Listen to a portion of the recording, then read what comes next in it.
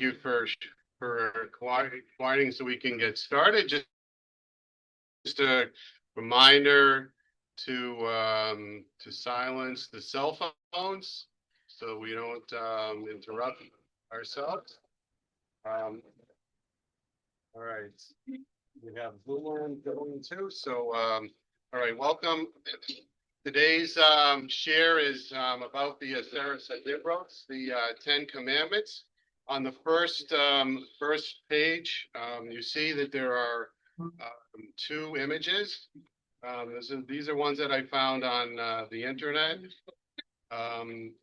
So we have the Hebrew on the top, and then we have the English on the bottom. It is a little confusing because the English, it goes from left to right and the Hebrew goes from right to left.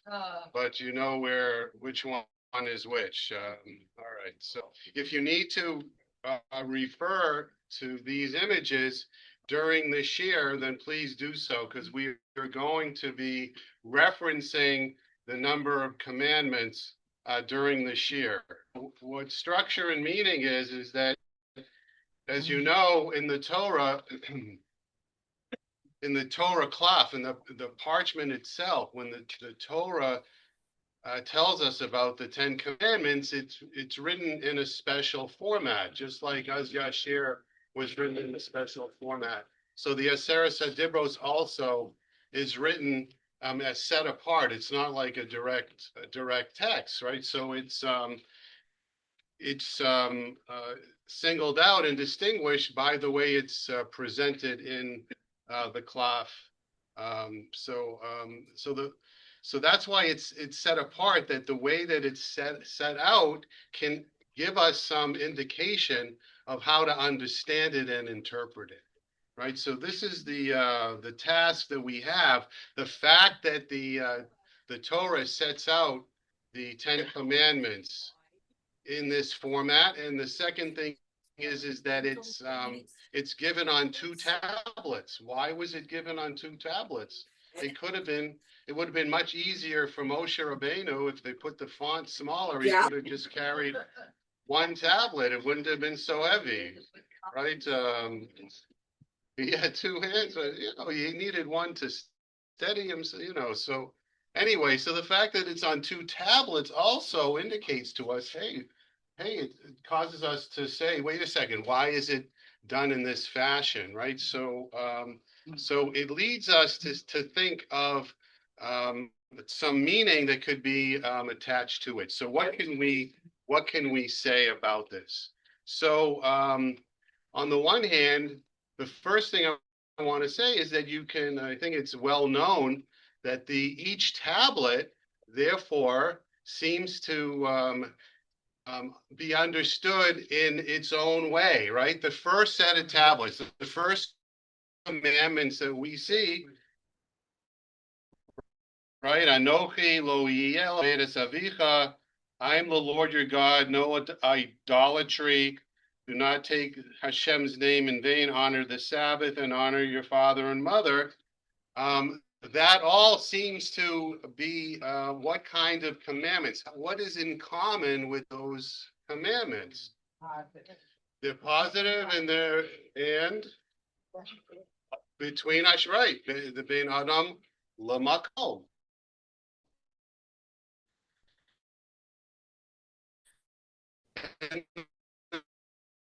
The second side, where it talks about not murdering,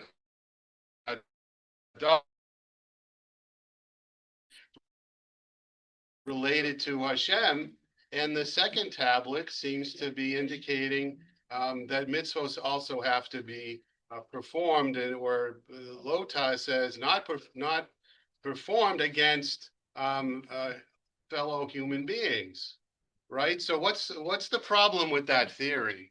There's one glaring problem. What doesn't belong? Yes. Right. So Sharon points out that the glaring problem with this is that the fifth commandment on the side that we said relates to Hashem, it doesn't seem to belong, because parents are human beings. And if our whole theory is that the second side belongs to those commandments related to human beings, and we've got a problem here. It kind of blows up our whole theory. So, what can you suggest as being the answer to that problem? Because it's really 4 out of 5 is pretty good, but you want to get 5. You want to get 5. So how is kabed es avicha es imecha? How can we understand that as really also being towards Hashem? Who would like to make a suggestion? Yeah. Parents are partners. So one idea is that we're taught by our parents all the laws of the Torah. Yep. Who said something else? Parents were partners with Hashem in creating. Right. So Hashem, and there's a Gemara that says that Hashem is a partner in creation. Yes. Was there another thought? Yeah, I'm just saying Hashem created us and your mother and father created you. So right, the other idea is that we're created by our parents, created by Hashem. So all of these are very strong answers to say, oh, it makes sense. And therefore we can say, well, what is the connection between Hashem and human beings? So the fifth can be that kind of middle ground where we can transition from Hashem to human beings. And so, yes, the Kavedas Avicha Simecha is about authority. We have to respect and honor Hashem and our parents, right? And then that can also be the connection to the rest of the mitzvos bein adam lechavero. Okay, very good. All right, so the fact that we have 2 tablets, one, let's say, juxtaposed to another, that's the traditional view. Is there one behind us? Usually there's one in the base Knesset. Is there a picture of the 10 Commandments here? No. No. Oh, wait a second. There's one over here. Those of you who can turn, you can see right there, right? The two tablets. So the fact they're on 2 tablets, we can also say, well, if is there some kind of a connection between the laws on one side and the laws on the other side? And it's what I call a mirror image, right? Because if you fold the book together, then the 1 and the 6 are going to be mapped on it. 2 and 7 are going to be mapped. 3 and 8, 4 and 9, and 5 and 10, right? So the idea of having a mirror image might also lead us to some understanding of what is the connection between these mitzvos, right? So we're saying that there's some kind of a parallelism involved, right? The fact that it could have been 1 through 10 all in one line would lead us to think that there is maybe a list going downward or some way that might lead us to some understanding of it. But the fact that they're one next to each other might lead us to say, wait a second, now let's look at a relationship between the ones that are parallel to one another. So I call that the mirror image. Okay, so is that a valid way of proceeding? Does that make sense? You're all with me? Okay, let's go. So now we have to do some work to try to figure that out, right? So the first mitzvah is Anochi Hashem Elokecha, right? And right there, I'm not going to get into the question which you might ask, how is that a mitzvah? It doesn't really tell us to, quote, do anything, but Jewish tradition says that Anochi is a mitzvah of belief in Hashem. So we'll just take that for granted. We won't explore that any further. We'll just keep that as the assumption, and that's the way traditionally most of the commentators interpret it. There are different ways of understanding what the 10 Commandments are. We're not going to get into that. That's another several-hour shir itself. So maybe another time we can do that. Okay, so if we're looking at it, then I am the Lord your God. Anochi Hashem Elokecha. I am the Lord your God, belief in God. And then we have, thou shalt not murder.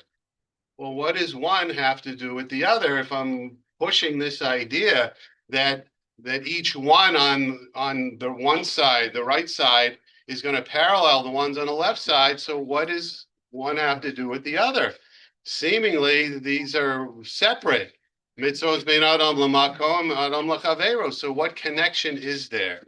Okay, so do you guys have any thoughts? Yes. Excellent. So the linchpin is that human beings are created in the image of God.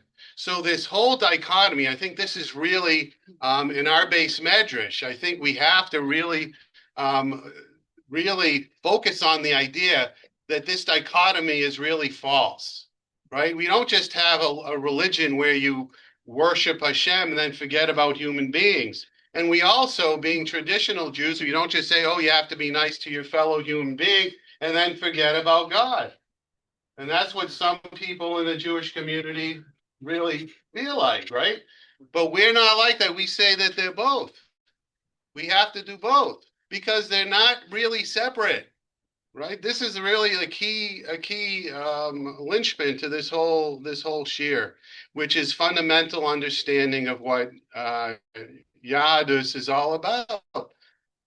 That human beings and God, that we're the same, basically. We're not saying that human beings are God, but this idea that Tselem Elokim, we're created in the image of God. So whenever we're fulfilling a mitzvah in Adam Lachavero with our fellow human beings, we are also honoring God. And if we have a conception of God, that means we're not living alone. That means they're also human beings, and Hashem wants us to act in certain ways to human beings. So this is really fundamental to it, and it's a handy dichotomy to say that there are mitzvos ben adam makom and mitzvos ben adam machavero.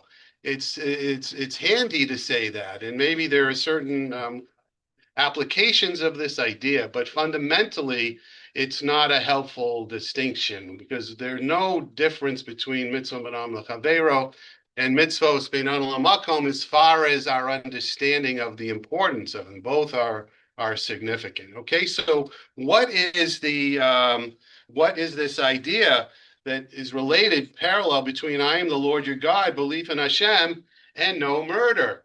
All right, so I'd like to suggest that the idea is as follows. And as I wrote it here a little bit bluntly, but life would be a lot easier without Hashem. Right? Right? Hashem tells us to do stuff. Hashem demands. We have 613 commandments. If we have that sense of conscience over us, and we have that pressure to follow the ways of Hashem constantly, that's a lot of pressure. That's a lot. It's a mitzvah. We have a commandment. That means Hashem is commanding us every second to do things, not to do things. That psychologically is a lot of pressure. Yes. Right? Yeah. Let's say, just point out there's a difference between the way the most of the non-Jewish world uses the word religion is something that I observe in my church, in my Gurdwara, in my whatever. It has very little to do with my daily life. If I love Yeshu, doesn't mean I have to love you. We look at it as this is not a religion, it is a way of life. Right. So the point of just for the Zoom land, and for those that maybe didn't hear, the point is that Judaism is an all-encompassing tradition and way of life, which isn't practiced in a synagogue or a church only, or a temple, but it's also in real life. Okay. All right. So if I didn't have God in my life, I can say, oh, I don't believe in God. I got rid of God. And that's tantamount to what? It's tantamount to, like, chas v'shalom, to say that I'm getting rid of Hashem. I can't even say those words, right? But it's the same thing with a human being. I know it's here everyone is so nice and everyone is so caring and loving, but sometimes there are people that we don't fully get along with, and if we take that feeling to the ultimate conclusion, chas v'shalom, what could happen? We want to kind of get rid of them. Life would be a lot easier without certain individuals. I hate to say it, but psychologically, it's a real truth. It's hard to admit. But if you take that idea of not liking somebody to the ultimate conclusion, then you end up with getting rid of them. Life would be a lot easier without them, right? So we can have both, right? And we say that with a human being, that there's a phrase that'll last many years where people say that so and so has offended me so much that that person is, quote, dead to me. It's a real horrible kind of phrase, but the idea is that they don't exist. They don't exist. So it's the same thing with Hashem, right? If I say that Hashem is, quote, dead to me, it means that it's as if Hashem is doesn't exist and I can ignore Hashem and I can go along my merry way. So this can be the parallel between belief in Hashem and not belief in Hashem versus lo tirtzach of murdering. It means removing, right? The common denominator is removing that element. And what the Torah is telling us, no, we have to be able to address and confront and really have some kind of relationship with everybody, right? Maybe we have to work out the issues that we have with Hashem, and we have to work out issues that we have with human beings, because otherwise you're leaving open the possibility of, chas v'shalom. I'm not saying anyone here or any of us, but it happens, unfortunately. So I think this is what the idea is, that we have to engage with others even when things are inconvenient. Okay, so it's a very deep idea and gives us really a lot of guidance as to how to proceed in the world, both with Hashem and with other people. Sometimes, quote, Hashem, quote, does things, right? And we have questions about it. So the Torah wants us to continue to engage with Hashem and not just say, oh, I don't want to deal with it anymore. It's hard. I know it's hard. I deal with this consistently with the pastoral work that the Rabbanim here in the room have done over the years. But we just want people to maintain that kesher and that connection to Hashem. And the same thing with people. To the best of our abilities, try to work out the difficulties that we have. All right, so that is 1 and 6. Now we're going to move on to the next parallel, to page 3. Right, and they are numbered. I was able to do that. I had a bit of a problem, but I fixed it and was able to do it. Okay, number 3. To have no other gods and no adultery. Right, this is right, to have another God means what? Means what? Or idolatry. Different way of life. And adultery? More than, right, so this one's, for me, the first one was a little more difficult. This one's a little easier, right? Because when you have idolatry, it means that Hashem should be number one. Then you say, oh, wait a second. No, I'm going to have I'm going to hedge my bets. I'm not going to be 100% loyal to Hashem. I'm not sure whether Hashem can really help me out. So I want to get another God with a small g to help me out. Right? So that's not being loyal to Hashem. Right? That's saying, no, I don't fully believe in you. Right? And the same thing with a relationship. Right? If I have one spouse and I'm totally devoted to that spouse, we have a relationship that's sacred, sacrosanct, and I can't do anything to challenge that. So if I go outside of that relationship, that is being unfaithful. So we see that this is a natural parallel between having other gods and worshiping other idols and destroying a relationship with another human being. So that seems to be a natural connection between these two these two mitzvos, right? Yeah. I usually don't do this, but a bit of a challenge. We do have the concept of divorce. You can divorce a spouse. You cannot divorce. Question is that the issue of divorce, right? So yeah, there are humanly we have ways of people somehow they don't get along. It's not saying that we're not like the Catholic Church, which says that you have to stay married forever. That's more of a problem. I thought you were going to say another more difficult question, which is in the Bible, how many wives, right? Biblically, Right. you're male is Okay, unlimited. I don't have a good answer to that one. Boy, it's really chilly outside. Isn't it? But however, when you Yeah. have more than one, there's a commandment that the relationship with the first one cannot be diminished. So that if you are big enough to have the same relationship with multiple partners, All right, you answered the question nicely, but I'm still not convinced. I don't know, understand. they single. There's a TV show that I've never seen, but it's about the Mormons. Yes. What's that? Sister wives. Mamish, I don't understand. I can't even, who's not here? I think having one wife is plenty. So happy with one wife. The seventh commandment is not to have relations with someone else's wife. So it's not focused on whether you're having more than one wife. It's interfering with someone else's relationship. So I don't want. All right, so this is interfering with somebody else's relationship. Okay, that's a helpful comment. It still fits in with our Mahala. So you didn't blow up the whole I'm not the whole. No. It's good. It's good. So somebody else's. All right, I'm taking it from the point of view of the individual because it's because your relationship with Hashem parallels your relationship with a spouse. So that's how I was lining it up.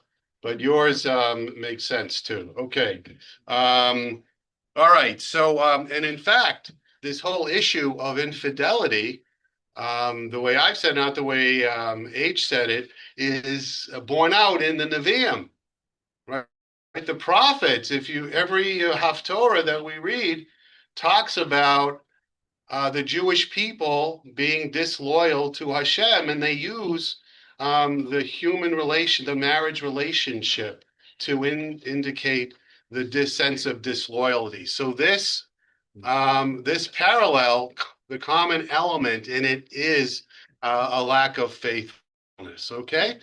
For that, the relationship between Bnei Yisrael, Am Yisrael, and Hashem is often described as a marriage.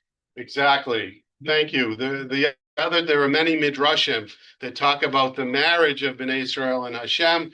Absolutely, these are classic drushes for Shavuos, right? Shavuos in Matan Torah, as we read, it's understood as just to spiel it out. The ksuba is the Torah. The chuppah is the midrash that says that Hashem. Excellent, right? That God held the mountain over them and like a barrel, and that's considered a chuppah, etc. So there are many parallels to that in the midrash. So that another foundation for this parallel. Thank you. Okay, so let's move on to 3 and 8. And again, if you need to look at the first page to see it in writing.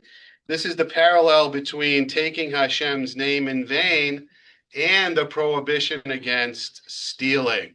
So this is a very interesting point, is that stealing, we kind of think of it as like a ganef, right? Somebody who steals an item from the store or from your house or something like that. However, the other two, murder goes against someone's body, and adultery is also a physical action, right? So it's against the body. So what is stealing when it comes to a body? It's called kidnapping. So that's what Rashi and that's what the Meforshim say is technically the quote Ten Commandments. It's even though we translate it as "Thou shalt not steal," but we're actually saying "Thou shalt not steal another human being." So this fits in with this idea that it's not just ben adam lachavero, but the way that it's presented. The first several relate to the physical entity of the human being: murder, adultery, and kidnapping. So, what is the connection between kidnapping and taking the name of God in vain? Well, there's nothing more personal to a person, their body, right? I don't mean to be redundant and paradoxical, but that our body is our essence. That's who we are. We feel our bodies, right? So our bodies is really part of our essence and our identity. But you can't have anything parallel to Hashem in that sense, because Hashem doesn't have what? This is one of the fundamental principles of faith, right? Ain't no goof. We sing it in was it Yigdal? Ain't no goof. Hashem is not a goof. So what does it mean? The nearest thing that we have is somebody's name. And this is another traditional idea that when we have a name, it also speaks to our essence, right? And there are many mystical and Kabbalistic and Hasidic ideas that when you are given a name at your birth, whether at your bris or at a baby naming ceremony, that there's something almost mystical or prophetic about the name that you are given, right? And it says something about our essence. And it's the same thing with Hashem. We know Hashem through Hashem's actions, but also through the names of Hashem. Right? This is a profound idea that when we have the names of Hashem, whether it's Yud-Kei, Vav-Kei, or Elohim, or all of the other names that we have in Hashem, that's about Hashem's essence. We can't fully comprehend Hashem's essence, but we get a glimpse of Hashem's essence by Hashem's name. So therefore, if we pronounce the name of Hashem without an important reason, that means we are offending the essence of Hashem. We're taking the name of Hashem, quote, in vain. And that's the name of Hashem is sacred because Hashem is Kedusha, he's Kadosh.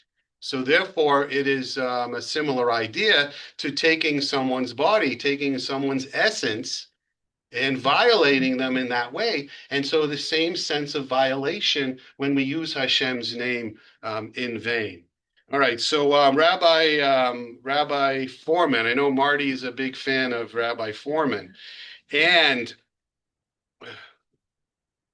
by the way, Marty gives a great share. I don't have to tell you about it. He's full standing room only for his share, and I was able to benefit it from yesterday's morning share. I enjoyed it and learned a lot from it. So the word tisa, right? Lo tisa as Shem Hashem, right? It literally means what? Ki tisa. We're going to say it in a few weeks, right? Right when you lift or carry, right? So it's like carrying. So it's as if God's name, we can visualize it as some sort of object that you can pick up and take away and carry. So the Torah uses a word that really gives us an image that's tangible so that we can understand it, because a name is an abstract concept, right? So the Torah is so beautifully written to give us a hint to understand it on a deeper level. So lo tisa means don't take Hashem's name and carry it as if it's a separate entity and a possession that you can have control over, right? So this is the parallel between 3 and 8, not taking Hashem's name in vain, and not kidnapping, right? So it's violating the essence of the person. All right, so let's now go to the next pair, which is 4 and 9, which is Shabbos and bearing false witness. Right? Okay, so this one also, it has some background to it. Because when we have Shabbos, right, we have a a custom on Friday night to say Vayachulu Hashamayim Ba'aretz. Right? We are recite the paragraph from the Torah, from the beginning of Bereshis, and we are basically declaring that God created the world and is resting on the seventh day. And I don't know if you're in shul on Friday night, but sometimes when we're in the yeshiva, sometimes we daven a little bit longer. The Shmon Esrei, I mean, we daven longer, and so we're not up to the chazan when he starts singing Vayachulu, and then he goes into a special bracha, and then he says the kiddush. So if I only finish after he says the kiddush, I'm going to grab my friend and I'm going to say, hey, can you do Vayachulu with me? Right? So then we have two people that are saying it. Right? Why do we need two people? Where do two people come in Torah? Aid us, exactly. We're bearing witness. So when we say Vayachulu, it means we are giving testimony, as it were. That's why we stand, even people who sit for Kiddush, Friday night, they stand for Vayachulu because it's giving, one of the reasons is that it's giving testimony, it's bearing witness, it's eidos, right? And so when we stand up and we declare that Hashem created the world, we are declaring publicly that Hashem is the creator of the world. We are bearing witness to that fact. So that's the connection, right? So false witness, you have to say the truth, right? If you're in court, you have to give true testimony, right? The whole truth. In secular, even they say the whole truth and nothing but the truth. So testimony, witnessing has to be something that you 100% believe is the truth. And so that's what also in Shabbos, when we observe the Shabbos, we are testifying broadly. So even just expanding the idea, not just declaring Vayachulu. So it doesn't mean that if you don't say Vayachulu yourself, that you're not bearing witness.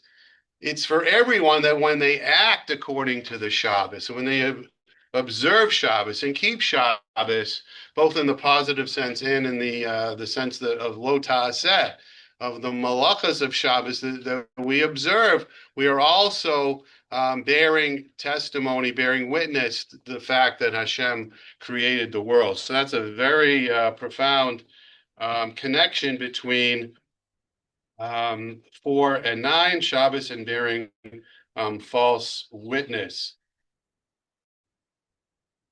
All right, so this is the idea that, just to extend that a little bit more, is that it's a great opportunity. So we're in effect we're doing something really positive in the sense of aggrandizing Hashem, right? Praising Hashem as the creator of the world, and and when you testify, you are. If you give false testimony, then you are damaging the reputation of the other individual. Okay, so let's go to the last one, and this one is a little bit also a little bit more difficult connection to make, right? Honoring one's parents and coveting. So let's take a moment to think about what is it like.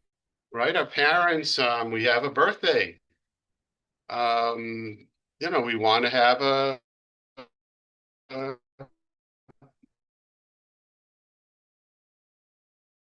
last week. What are you going to be doing? You're going to be completing parent and families and parent to children. right? So that's not fair, right? That was my favorite comment as a child. You want to get what's fair. You're always looking at what the other person is getting, right? And you want to make sure that it's I loved it when like you had to split a piece of pie.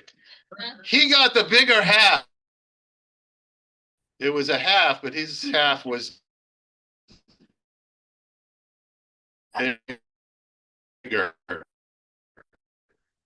50%. I don't know how that works, but it's really The thing that I think about is Yerusha, when they're gone, and you have three siblings, four siblings, whatever you have. That causes a lot of problems with Yerusha. Yeah. Have we discussed that? Uh, Yeah, I just heard a story. It's not really part of this year, but I did hear a story this week that I don't remember the details, but um, the person told me that their parent wanted to give them 60% to 40% of the sibling, and they fixed that right away, even though that person had done a lot for the parent, but it still causes a lot of problems. So if anyone wants to discuss that issue with me, more than available. Not about the money, it's about there is Kiddush Club. Oh. That's why you share with them. It's so Yerusha is not only about money, but it's about the objects, the objet d'art and the divrei kedusha. Although, just to make a plug, there are many people who are the demographic of our community. I don't know about our people per se, but in our demographic, there are many people that shy away from making decisions, and they don't have a will that's prepared. It might be shocking to some of you, but I've seen this even when I was a young rabbi. I had no idea what that was about, but I saw and I observed that people have trouble confronting mortality. So this is just a pitch to if you have any issues surrounding that and you're blocked for some reason and it's hard, then definitely make an appointment. We've got to discuss it, because it's going to be more of a problem for your children.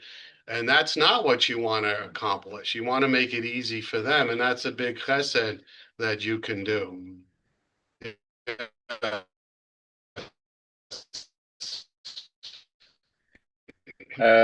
Isn't, aren't on the second tablet tied to action? The Los concept is Alamos. that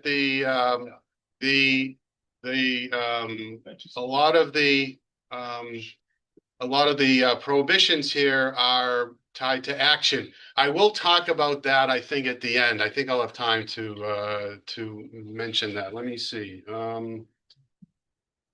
don't know if I put. Yeah, I have that. I have that here. Okay. I will touch upon that question. So going back to this idea of growing up and development, there's an issue of um, what we want and compare ourselves to other people. So take that from the family situation, and then they didn't put the heat on here today, did they? It's not that cold out, is it? It's not that cold. Yeah, my hands are cold. Okay, we're gonna do calisthenics for the next 5 minutes and we'll warm up a little bit. 70 degrees outside. Okay, my hands are cold. So now extend this idea of comparing yourself to others, and we see that unfortunately in the world. Somebody has this kind of car, somebody has this kind of apartment, somebody has this kind of. Tova loves the fact that we all have the same apartment, basically. So, and it's a wonderful part of this the community, that it's basically all the same, right? And everyone does something different with it. But the reality is that there's a lot of comparison. What is he wearing? What is he doing? How does he look? How does she look? What is she doing? Yes. continue your plug, living will, and very important as well as a regular will. And well, I could say, thou shalt not covet also affects nations, because you'll have nations coveting other territory, but like Russia and Ukraine. Right. Right, so it's can be extended to on the national level as well of grabbing from other nations' land and resources. For sure, right? So that's coveting is a is can be really obsessive. And the Torah itself was fascinating. It doesn't say don't just covet, your neighbor, possessions. It goes into detail after detail, right? Low talk mode, this, that, and the other, the spouse, the possessions. It goes into so much detail. Why? Why? We get it. Don't covet. But it goes into so much detail because it's emphasizing this idea that it can be all consuming, right? If I am jealous of somebody, then I want everything. I want their clothes. I want their car. I want their possessions. I want their home. I Yeah, want that's everything service. about them. That leads you to think that what? I am not happy with who I am. I'm not happy with my lot. Right? Izu asher asameach bechelko. Right? I'm not happy with myself. And I want to, in effect, if you take it to the logical conclusion again, it means that I want to be that person. And that's a terrible thing. That means there's no self-respect, right? And there's no sense of acceptance of oneself, right? And that's emotionally and psychologically, that's a very damaging thing. And that's what's going on with covenant. Yeah. With the other low tastes, it's easy um, to legislate against an action, but coveting is an emotion, and that's much harder to control. It's almost involuntary.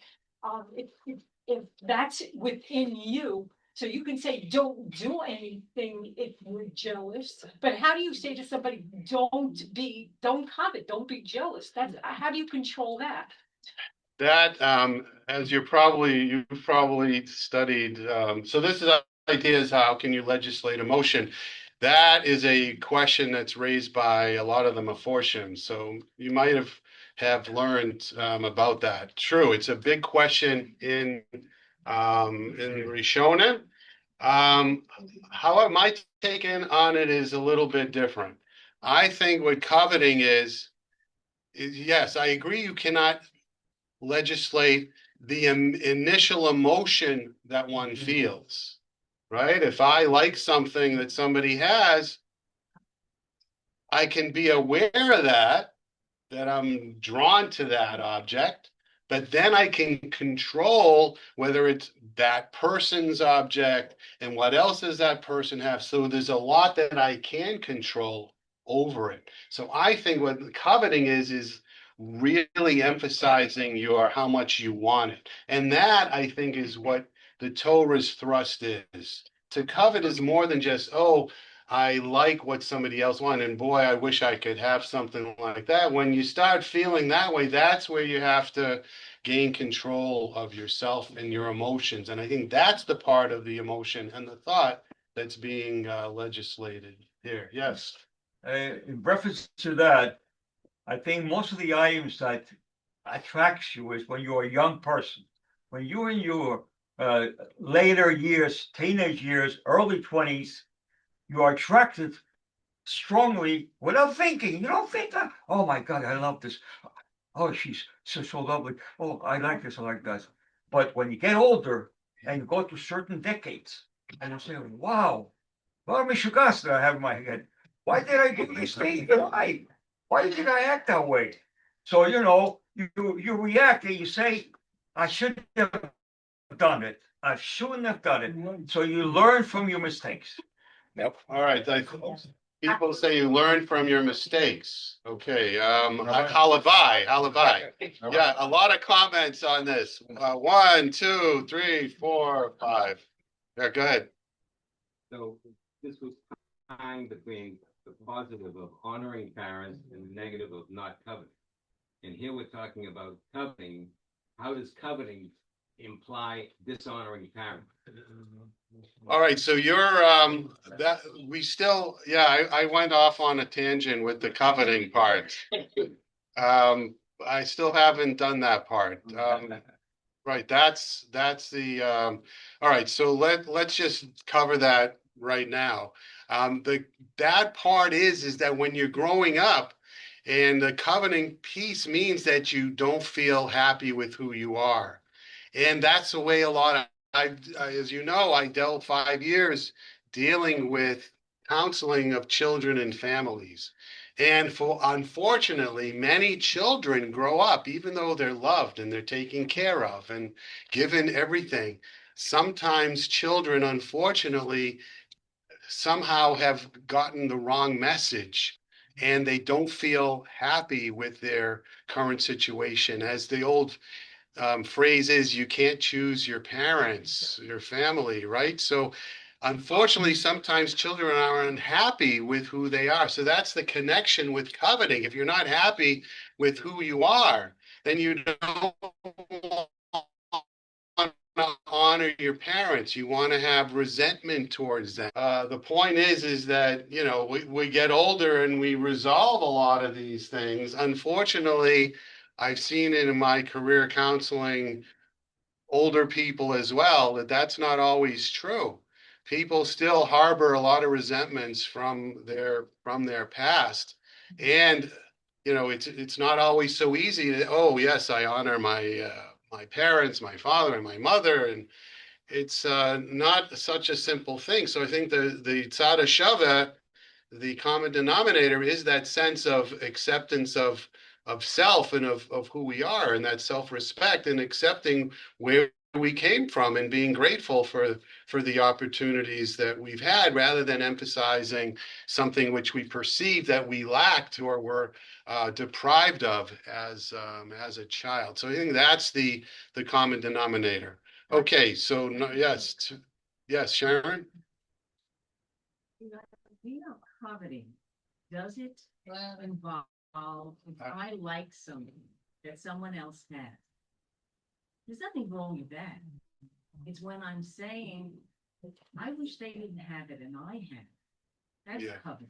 So coveting is comment is that coveting is not just liking what somebody else has, but it's wanting that they not have it. Or in the halachic sense of what you were talking about, is that you're doing an action to, you know, to get it for yourself, even in a legally correct way. So that's the halachic determination of right. Okay. For me, Yes, Rivka.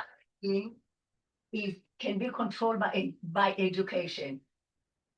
You can educate, it can control by education for one, by teaching, by education, teaching them not to cover.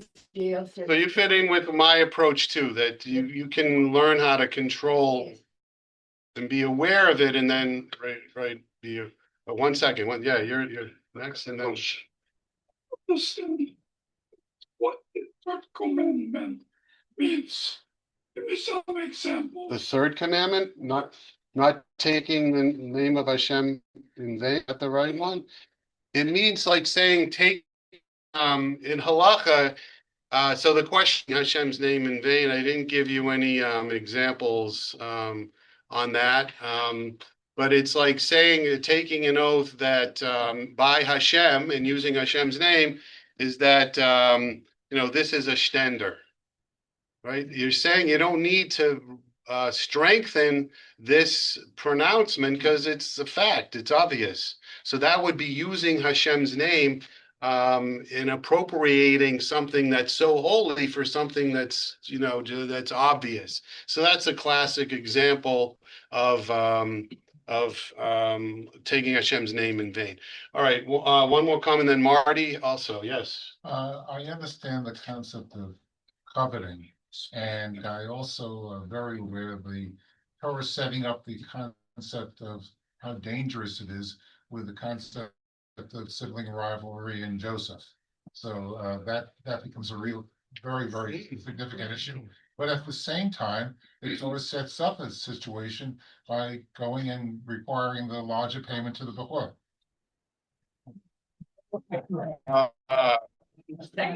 All right, so, okay, so that's a question about the Bechor. Yeah, this is a good point. There's responsibilities. Okay, that's Hashem. I will ask Hashem. I don't know. Yeah, Marty, and then we'll go on. Yeah. Coveting is that it shows a basic disbelief that HaKadosh Baruch Hu can provide for us for our needs. We say that in davening every single day over and over again. HaKadosh Baruch Hu provides for all our needs. Well, Marty is saying that coveting, it goes against the first commandment. So wait till stage 2 of this year, because there's a part 2. There's a part 2. Okay, so let's move on. That's a good way to segue. Okay, so the common element between honoring parents and not coveting, just to go back to that, is that it's one of self-respect and self-recognition and self-acceptance, etc. Right? So the 5 principles express both vertically. You know what I'm saying about vertically? It means like us to Hashem. Hashem is elevated, and horizontally, just the human beings are on the same level. Begin with the other and end with the self. Right? Some of you are already sensing that, I think. Right? We start off with Hashem, and then go down to parents, and then the parents is the idea of self-acceptance, and the same thing with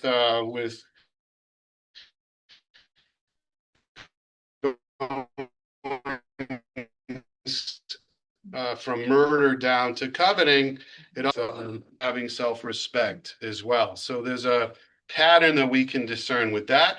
The second part of this year we'll do, unfortunately, quickly, because we don't have enough time, but I wanted to emphasize this. I think in one of the first shiurim I gave, somebody mentioned the idea of chiasm.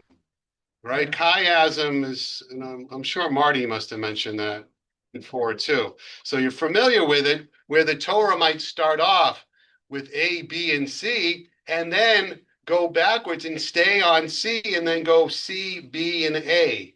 So that's what chiasm is. It's a Greek letter. I won't get into the whole description of that, but this is what it means. It means starting with a pattern and then staying with the last item, and then going backwards and covering each of the parallels in backwards fashion. Okay, so, and the Meforshim also say that we can do that with this structure of the 10 Commandments as well. That it's a chiastic structure. And here is the comment about, we begin with Anochi, which is belief, and then we go through actions, which is even with Shabbos, and then feeling, right, is kabedes avicha. Yes, there's a halacha that has to be action, but it's also primarily honoring is also a feeling. So I know that there's a question: can you legislate the feeling? It's really focusing on the action that we have to have with our parents. But the way the pshat is, honoring is more of a feeling as well. And then we have that with murder is an action, and then we go all the way to coveting, which is more of a thought and a feeling and something in the mind and in the heart. All right, so I addressed that question from earlier. Okay, so now we get into Marty's point, which is 1 and 10. 1 and 10 is coveting, right? And Marty said that if one covets another's possession, then one is not happy with the way God runs the world. Beautiful idea, right? If you're coveting something, it means you say, I want or deserve X, Y, and Z, that means I'm not happy with Hashem, what Hashem has given to me. Right? So that's how 1 and 10 are parallel. Right? False gods and false witnesses. Yeah, the idea of lacking truth, either in what one bears witness to or our belief system, right? And Hashem is truth. Hashem is Emet. So if we don't believe in Hashem, then we don't believe in truth, right? So that's and 3 and 8 will save time. We already discussed that because in either way you go, 3 and 8 are the parallel ones. All right. And Shabbos and adultery, both are violation of a covenant, right? When we are married, we have a covenant with our spouse, the ksuba, and as we said before, we have a brit with Hashem and Bnei Israel. So if we offend the covenant, then that is the common element there. And finally, 5 and 6, parents and murder. The common element there is respect for life, right? So it's if I don't honor my parents, then I don't respect the authors of my life, and then anything would be permitted, and even the murder of someone else. Okay, we did that very quickly, but in the interests of time. But in any event, I hope that this session that we have can lead us into a reacceptance of the Aseret Hadibrot as we read them this week in shul, and given us a deeper insight into the 10 Commandments that really express 5 basic ideas, the ideas of the parallels of each one, I am the Lord your God and no murder, that we are not in charge and we have to engage with others. The second parallel, no God, other gods and no adultery, is the idea of faithfulness, right? Name in vain and no stealing is the idea of not violating the other. 4 is the idea of proclaiming the greatness of God, vis-a-vis stating truth. And then finally, in the parallel sense, the idea of self-recognition and self-acceptance. The final idea is that, but it's also bein adam la'atzmo. The Torah also cares about ourselves as human beings. Yes, 2 final comments. Yes, David, go ahead. Bays. Well, the way I think of it was that it's not, I think most of us are not thinking that that tree over there is like that for God, but rather if there are some ism and some interests that we might have that would make you so taken by them, again, whether it's political, whether it's business, whatever, that it's something that you're taking away from God, in the sense that you're Some ultimate belief in elevating an idea to, so that's what saying that number 2 is having an idolatry is not just in a physical God, God, lowercase, but also raising an idea to an ultimate when it's not Hashem, right? Yes, one more. That's the final, something final is, who share has the man, who is the rich man who's happy, a lot of money. I think we should all think about it, never mind anything else. That's something.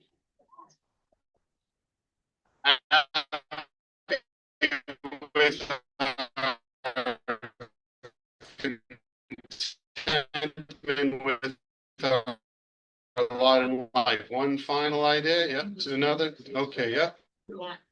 Do not murder. Very good point. Yes. Manny.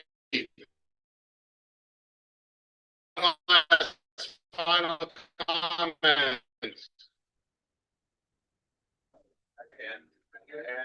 kind of implying that we can control our behaviors. But we control your emotion.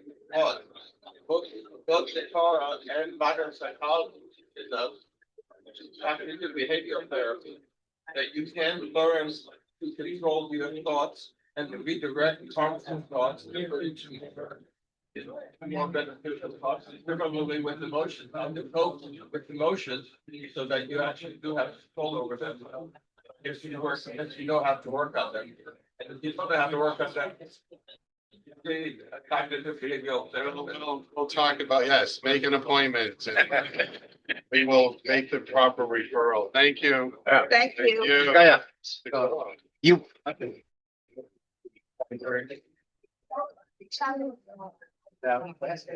Yeah. So, someone, right away. Oh, okay.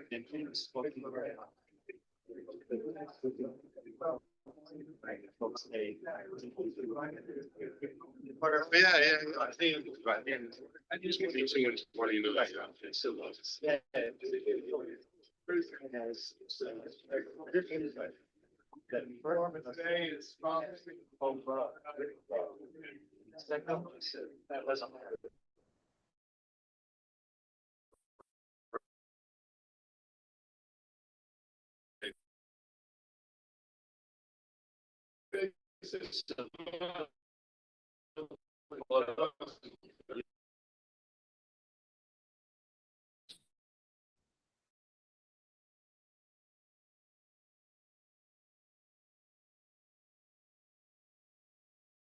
That's the other side. First, let's see. Second, like. So even if.